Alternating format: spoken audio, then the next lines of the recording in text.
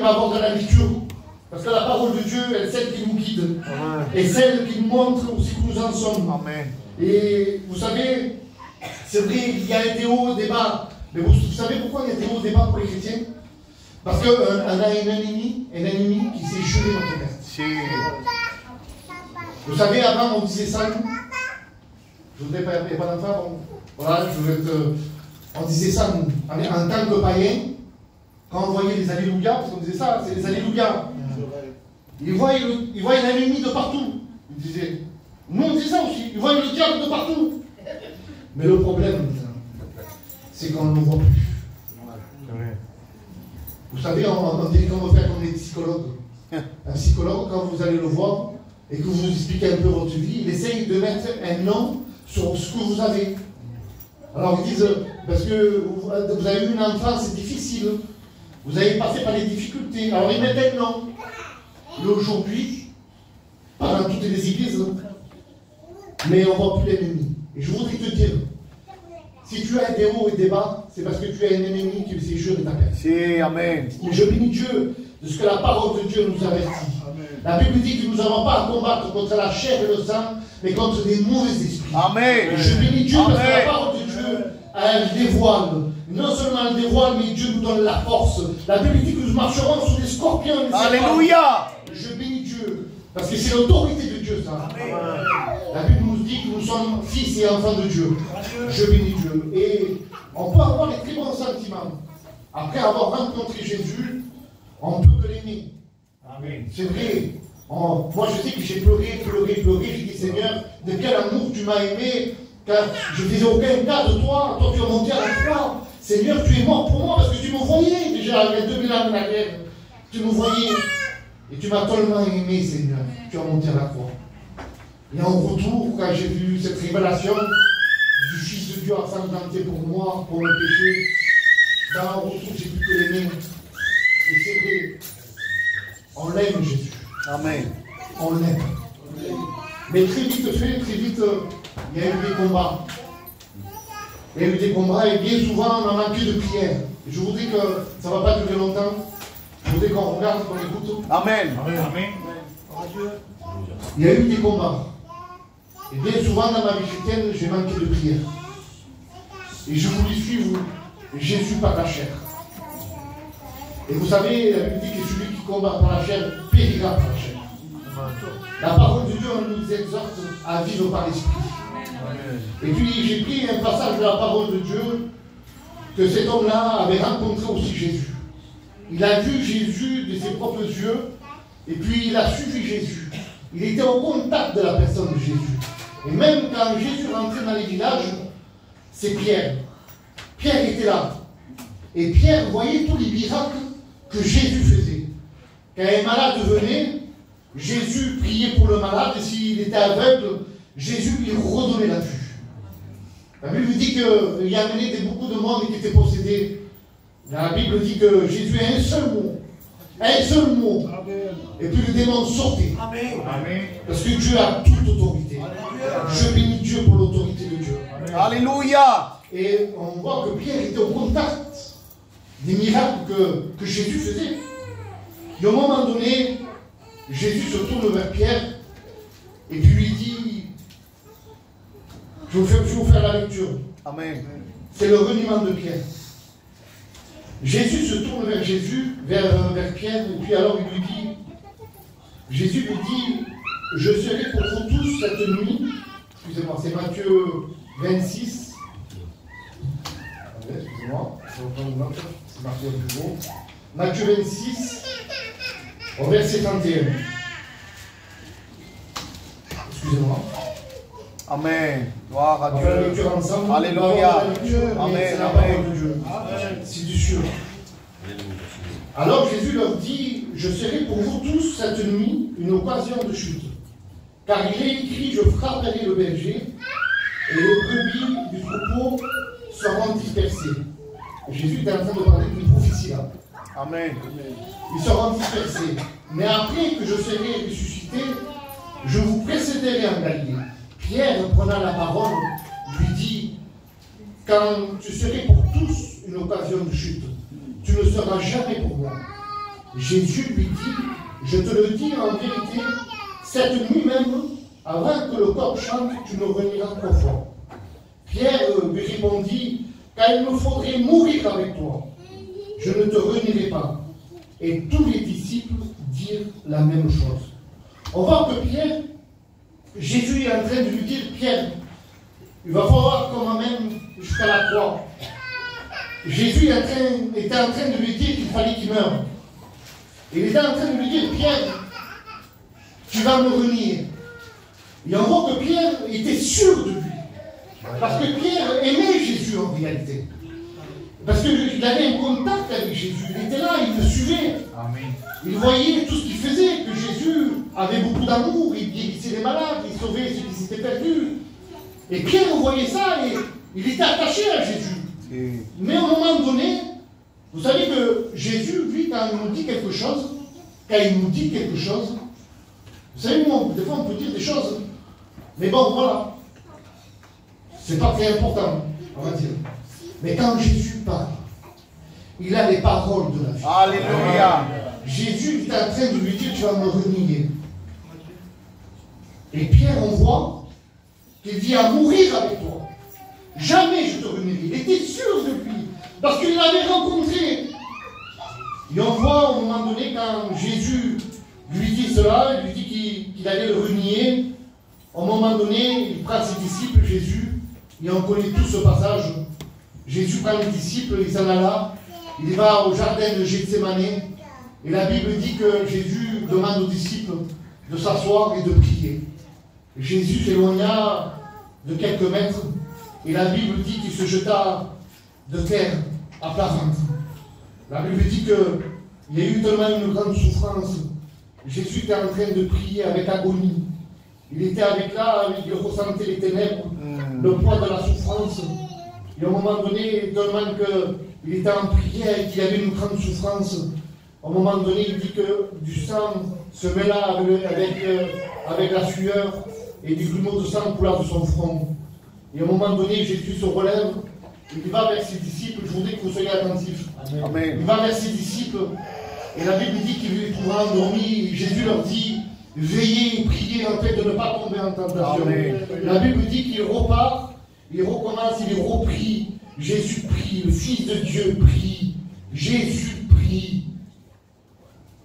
S'il a eu le besoin, s'il a senti le besoin de prier, mon frère, ma soeur, nous qu'on soit de gloire à Dieu.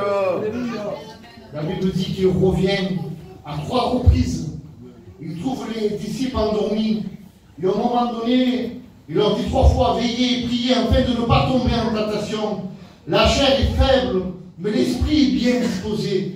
Vous savez, dans ce passage de la parole de Dieu, pendant longtemps, j'ai cru que Jésus demandait de l'aide aux disciples dans la prière. Mais en réalité, quand on fait la lecture, Jésus, lui, il était en train de les mettre en garde. Il était en train de leur dire, veillez et priez, afin de ne pas tomber dans la tentation. Vous savez que Jésus, lui, il est omniscient, omnipotent, c'est-à-dire qu'il connaît l'aujourd'hui, il connaît le demain, parce que Dieu est Dieu, il est dans tous les temps. Et là, il est en train de leur dire, parce que Jésus, lui, il sait ce qui le lendemain va affronter. Nous, on ne sait pas ce qui va arriver dans les 10 minutes qui vont arriver. Mais Jésus, lui, il sait. Amen. Il est en train de leur dire, veillez, priez, afin de ne pas tomber en tentation.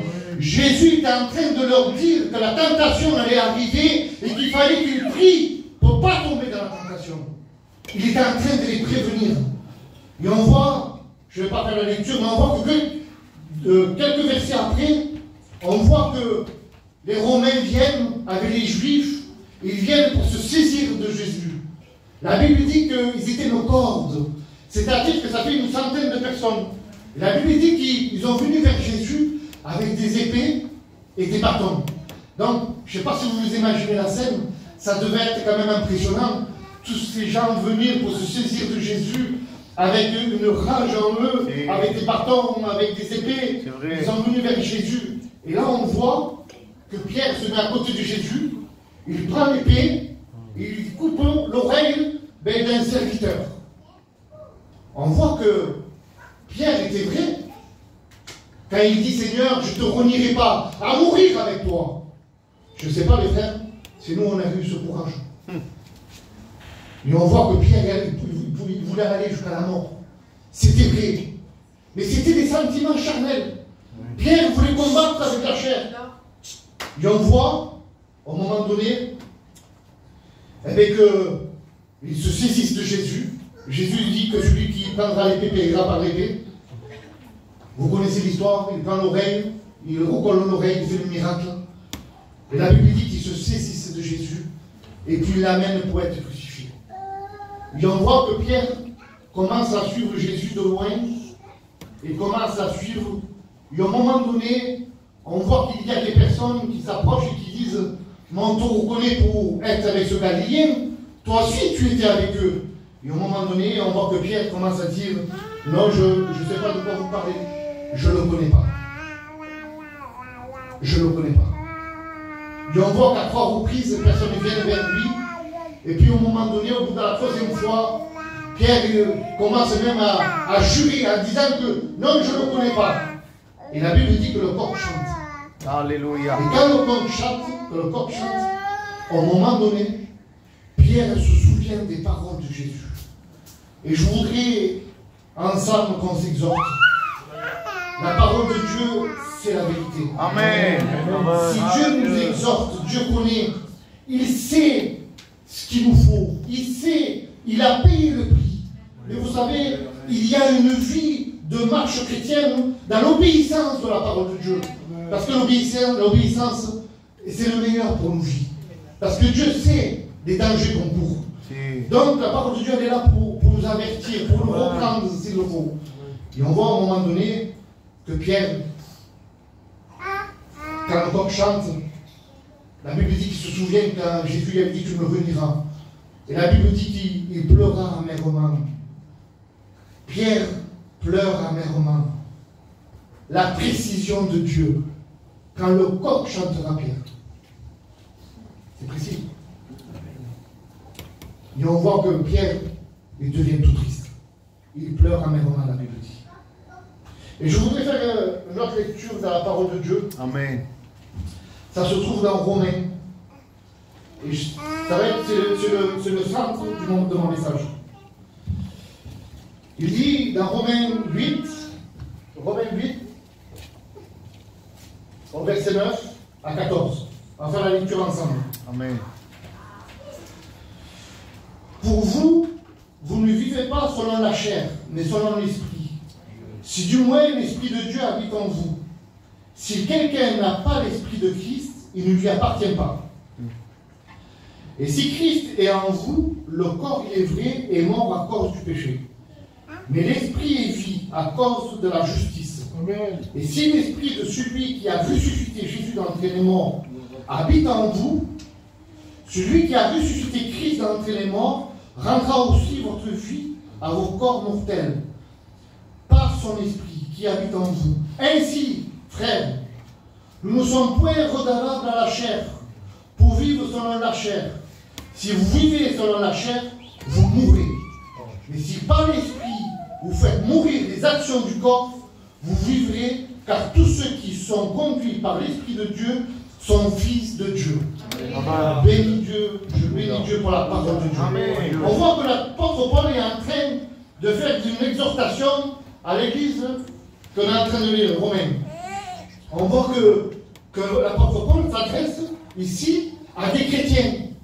Parce qu'il dit, si du moins l'Esprit de Dieu habite en vous. Donc, il est en train de parler à des gens qui ont reçu l'Esprit de Dieu. Et vous savez, bien souvent l'ennemi nous trompe. Il te dit, maintenant que tu es né de nouveau, va dans tes réunions 3 fois par semaine, et puis c'est bon.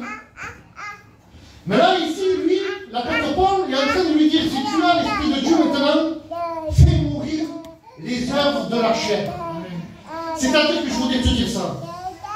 Si tu sens des combats à l'intérieur de toi, si tu sens que dans la chair il y a des révoltes, et que l'ennemi, parce qu'il se prend comme ça l'ennemi, écoute-moi, toi qui vas te baptiser, si l'ennemi vient te dire, tu vois, en réalité, si tu serais né de nouveau, tu n'aurais pas ces pensées. Laisse-moi te dire que le diable, c'est un menteur.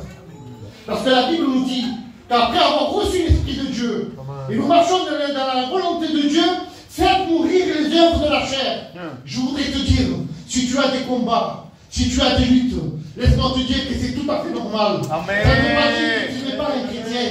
Au contraire, la Bible nous dit de faire mourir les œuvres de la chair. Parce que Dieu nous a déversé en nous son esprit. Et par l'esprit, nous pouvons faire mourir les œuvres de la chair. Je bénis Dieu. Gloire à Dieu. L'ennemi vient avec toutes sortes de pensées. Il vient avec des choses, avec des pensées. Excusez-moi pour les anciens, pour les anciennes. Même des choses que même auparavant, païens, on n'avait pas des pensées qu'on n'y avait pas. Il vient avec des pensées, avec des tentations. Avec des tentations. Et l'ennemi vient te dire, toi, si tu es réellement un chrétien, tu n'aurais pas ces pensées. C'est un menteur. Vous savez, avoir une tentation et péché pratiqué, c'est deux choses différentes. Jésus, dans le désert, il a eu des tentations. Il n'a pas tenté, il n'a pas péché. Amen. Si l'ennemi vient avec des pensées pour te faire tomber, des tentations pour te faire tomber, il faut que tu prennes la bonne part. La bonne part, c'est quoi? Eh bien, c'est de vivre par l'esprit. Amen. C'est que tu connaisses, c'est que tu t'affectionnes la parole de Dieu dans ton cœur. Il faut que tu lises ta parole. Il faut que tu te mettes à genoux. Il faut que tu pries ton Seigneur qui est dans les cieux. Que tu lui demandes de la force pour résister aux tentations. Je te le promets que nous sommes plus que vainqueurs par celui qui nous aime. Amen.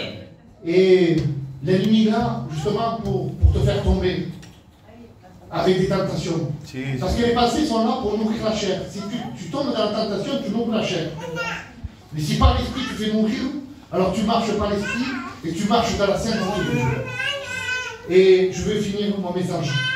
Et vous savez, des fois, par manque de force, par manque de lecture, par manque de prière, eh bien, ça arrive comme un jour par terre. Ça arrive. Et même des fois qu'on tombe dans la tentation. Quand on tombe dans la tentation, on n'a pas discerné, par manque de force, par manque de vigilance. On a tombé, puis on a péché. Et je voudrais te faire cette lecture. Je bénis Dieu pour la parole de Dieu. Amen. Il a pourvu à tous nos besoins. Christ est mort, c'est vrai. Il est mort pour, quand on se tournait vers lui, pour obtenir la miséricorde de Dieu, pour nous accorder la nouvelle naissance. Il est mort pour notre conversion, mais il est mort, le sang de Jésus coule encore pour notre marche ici-bas sur cette terre. Le sang de Jésus a une grande puissance. Amen. Je bénis Dieu que même si tu as tombé, même si tu as mis un genou par terre, que l'ennemi te dit, c'est fini, c'est pas pour toi la vie chrétienne. Arrête, va-t'en. Je voudrais réellement que tu nous quittes pas cette voie. Alléluia. Écoute la voix du Saint-Esprit. Viens à moi. Viens à moi et moi, la solution. J'ai payé le prix pour toi. Je te veux à mes côtés pour l'éternité. Je voudrais te faire cette lecture. Une lecture merveilleuse de la parole de Dieu. Ça se trouve dans Hébreux 4 au verset 14. On va le lire ensemble. Il nous dit ça. Excusez-moi, hein, parce que j'ai... Ainsi, Hébreux 4, verset 14. Ainsi, puisque nous avons un grand souverain sacrificateur qui a traversé les cieux, Jésus, le Fils de Dieu, demeurons fermes dans la foi que nous professons, car nous n'avons pas un souverain sacrificateur qui ne puisse compatir à nos faiblesses. Au contraire, il a été tenté, comme nous en toutes choses, sans commettre de péché. Approchons-nous donc avec assurance du trône de la grâce, secourus dans nos besoins. Je bénis Dieu. Et si même le diable vient t'accuser, il y a de la place encore au trône de la grâce. Tu peux t'approcher du trône de la grâce. Parce que tu sais pourquoi avec assurance? Parce qu'il a payé le prix. Jésus a payé le prix. Satan a vaincu. Il ne peut pas écraser. Viens au trône de la grâce pour être secouru. Jésus t'aime. Jésus t'aime. Relève-toi. Saisis la main de Dieu. Je bénis Dieu pour la parole de Dieu. Et toi, qui n'as pas fait encore la paix avec Jésus, viens, approche-toi de lui.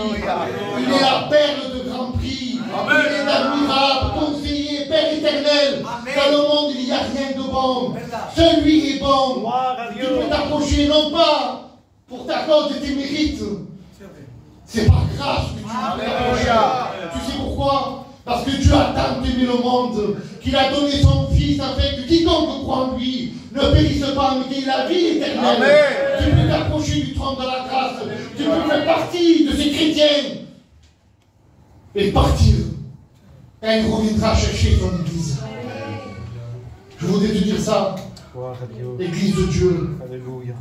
N'oublions pas pourquoi nous combattons. Nous combattons ici-bas afin de partir auprès de Dieu pour l'éternité. Des fois, nos combats, nos luttes, nos difficultés, nos peines nous fait éloigner de la véritable objectif. Mais l'objectif du chrétien, c'est que nous soyons pour l'éternité. Amen. Je bénis Dieu pour la parole de Dieu. Alléluia. Sur quelques mots, je vais m'arrêter. Et je voudrais que l'Église se recueille. Je vais prier, puis je laisserai la place. Je bénis Dieu, Seigneur. Amen. Merci pour ta grâce. Je ne mérite pas, Seigneur.